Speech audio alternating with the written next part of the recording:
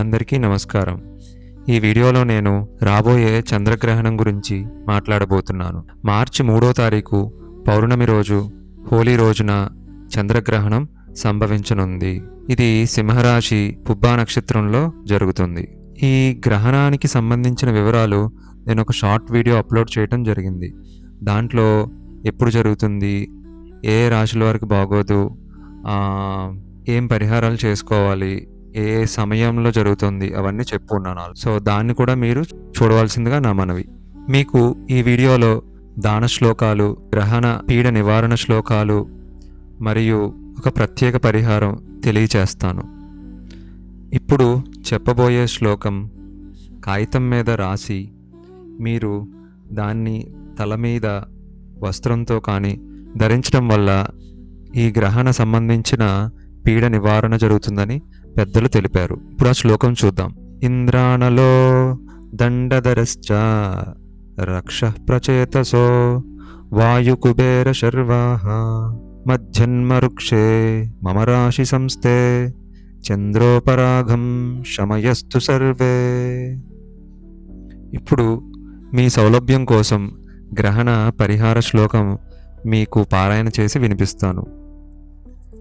యాసో వజ్రధరో దేవ ఆదిత్యానాం ప్రభుర్మతః సహస్రనయన శక్ర గ్రహపీడాం వ్యపోహతు ముఖం య సర్వదేవానాం సప్తార్చిరమితచ్యుతిః చంద్రసూర్యో పరాగోత్తాం గ్రహపీడాం వ్యపోహతు యః కర్మసాక్షి లోకానాం యమో మహిషవాహనః చంద్రసూర్యో పరాగోత్తాం గ్రహపీడాం వ్యపోహతు రక్షోగణాధిపः సాక్షాత్ ప్రళయానల సన్నిభః ఉగ్రః కరాళో నిరతిః గ్రహపీడాం వ్యపోహతు నాగపాశధరో దేవో నిత్యం మకరవాహనః వరుణో జలలోకేశః గ్రహపీడాం వ్యపోహతు ప్రాణరూపో హి లోకానాం వాయుః కృష్ణమృగప్రియః చంద్రసూర్యో పరాగోత్తాం గ్రహపీడాం వ్యపోహతు యాసో నిధిపతిర్దేవః ఖడ్గశూలధరో వరః చంద్రసూర్యో పరాగోత్తాం కలుషం మే వ్యపోహతు యాసౌ శూలధరో రుద్రః శంకరో వృషవాహనః చంద్రసూర్యో పరాగోత్తాం దోషం నాశయతు ధృతం. ఇది గ్రహణ కాలంలో మీరు పారాయణ చేసినట్లయితే గ్రహణ దోష మీకు పరిహారం లభిస్తుంది. దీనిని 3 సార్లు కానీ, 5 సార్లు కానీ, 9 సార్లు కానీ, 11 సార్లు కానీ పారాయణ చేయండి. శుభం. ఈ గ్రహణం సింహరాశిలో జరగటం వల్ల సింహరాశి వారికి మరియు వృషభ రాశి వారికి చతుర్థ స్థానంలో జరగటం వల్ల మరియు మకర రాశి వారికి అష్టమ స్థానంలో జరగటం వల్ల మరియు కన్యా రాశి వారికి ద్వాదశ స్థానంలో జరగటం వల్ల కొంచెం అశుభ ఫలితాలు కలిగే సూచనలు ఉన్నాయి. ఇది మీకు భయాన్ని కలిగింప చేయడానికి మేము చెప్పట్లేదు. ఇది మీకు సూచనప్రాయంగా మీకు చెప్తున్నాం, జాగ్రత్తలు తీసుకుంటారని. సో అలా గ్రహిస్తారని ఆశిస్తున్నాం.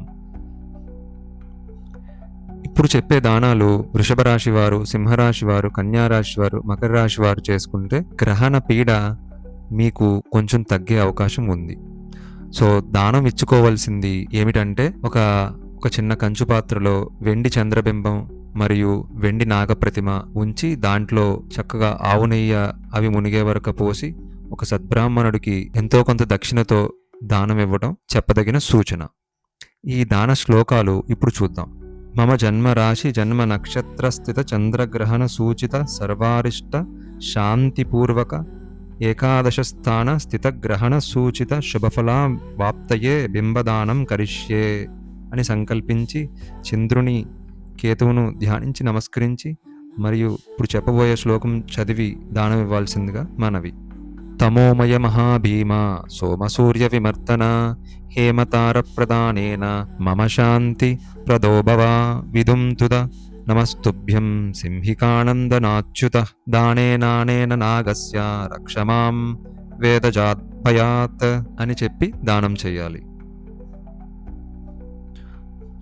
ఒకవేళ దానాలు చేయలేని వారు, అంత స్తోమత లేని వారు పైన చెప్పిన శ్లోకాలు వీలైనన్ని ఎక్కువసార్లు పారాయణ చేయండి. అలాగే నా షార్ట్ వీడియోలో ఇచ్చిన చంద్రశేఖర అష్టకం మరియు కాలభైరవ అష్టకం, తర్వాత ఏకాదశ రుద్రాభిషేకం చేయించుకోవడం కూడా చెప్పదగిన సూచన.